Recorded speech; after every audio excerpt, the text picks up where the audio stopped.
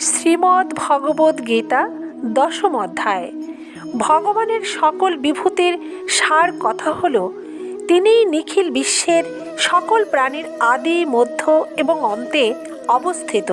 সমস্ত কিছুই পরমাত্মা। এক পরমাত্মা ভিন্ন অপর কিছুই নেই। পরমাত্মা আত্মরূপে সমস্ত চেতনবর্গে অবস্থিত, সদা পরিবর্তনশীল। সৃষ্টির সর্বক্ষেত্রে অর্থাৎ আদি, মধ্য এবং অন্তে ভিন্ন ভিন্ন রূপ, নাম বা আকৃতিতে যা কিছুই পরিদৃশ্যমান হয় তা সবই হল পরমাত্মা। ভগবান শ্রীকৃষ্ণ হলেন সমগ্র এবং পরমাত্মা, আর বিভূতি হল তার আত্মা। আত্মা হল ভগবানের পরা প্রকৃতি এবং হৃদয় বা অন্তঃকরণ হল তার অপরা প্রকৃতি।